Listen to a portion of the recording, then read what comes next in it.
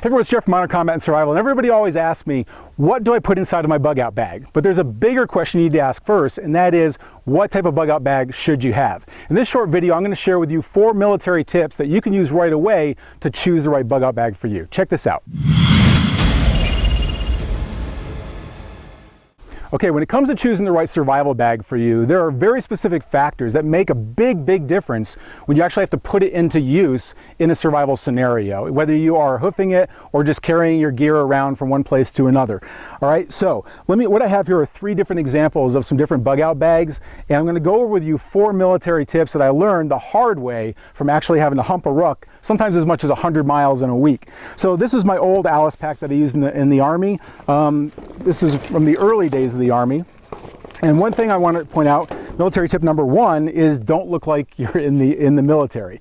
So anytime that you see this type of a pack, you look like a soldier, you look like a prepper. The last thing you want in a survival scenario is a bunch of people who aren't prepared coming up and asking you for your food or extra water or anything that you might have. So you don't want to have some sort of pack that looks like it's a military pack or something that screams, hey, I'm a prepper, come take my stuff, all right? So that's tip number 1. Tip number 2, it's funny that I'm using a military pack to show what not to have, but tip number 2 is this external frame. Now the military even moved away from an external frame.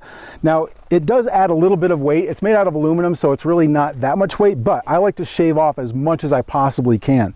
The other thing about this is that the external frame is about 4 to 5 inches away from where the weight of the pack is. What this does, it actually makes the weight feel even heavier, and it puts extra stress on your lower back. So if you got one of these old packs, then it's got this external frame, you definitely want to move away from that and get something that's going to be really up close to your body that you can fine tune to your specific body type.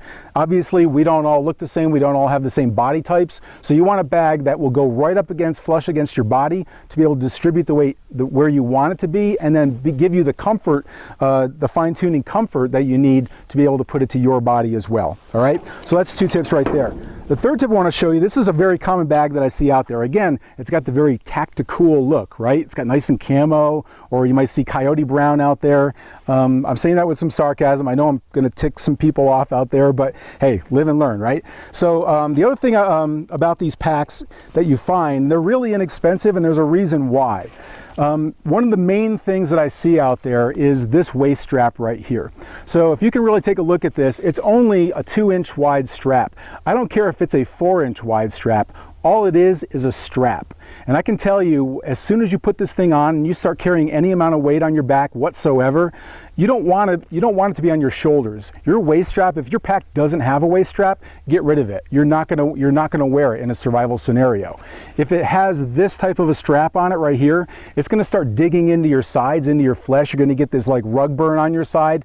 It's gonna hurt like hell, and that pain is gonna make you wanna ditch as much stuff out of there as you possibly can.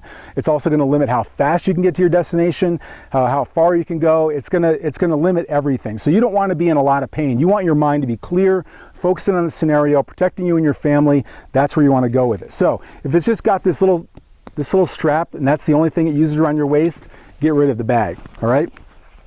Now, one thing I do like about this pack is that it has one feature that I like, which is this chest strap right here. So what I'll do is, this is our X-Bob, our Extreme Bug Out bag. This is not a shameless plug for the X-Bob, but I just want to show you one of the things that we built in here was, besides the extra wide waist strap, so you want to get something that has extra padding, and it also is extra wide around the front of your hips, so that you can, where you're going to be carrying most of that weight, that's where you want it right there. But I'll show you here why it makes such a big difference with the straps that you have. So one, you want this thing to be able to go around your waist and sit on top of your hips. You can cinch it down. That's where you're going to carry most of your weight. But what ends up happening is that these straps around your shoulders, which are really just there for stability and carry a little bit of weight, they start going off to the sides like this. And when it does that, it does put extra stress on your shoulders, and it starts to mess with your joints, and it's going to cause more pain. Again, pain is not something that you want during a survival scenario. So this chest strap is really, really important. What I see in a lot of those cheaper bags is that they have the chest strap there. It's almost like it's just for looks. It comes right up around your neck. So what you want is somewhere between your upper abdomen and just the upper part of your chest right here.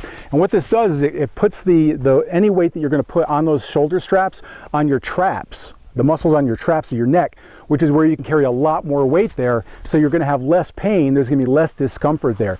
The other thing is that these straps are really for stability, and the more you have it on the center line right here and cinched around your waist, it's going to keep it more stable also. All right, so those are 4 quick military tips that you can put to use right away with choosing your bug out bag. If you want some more military advice for actual real world survival scenarios, go ahead and use the link that's on this video now. Go check it out. We've got some extra training coming up. I'd love for you to be there for it, and I look forward to seeing you.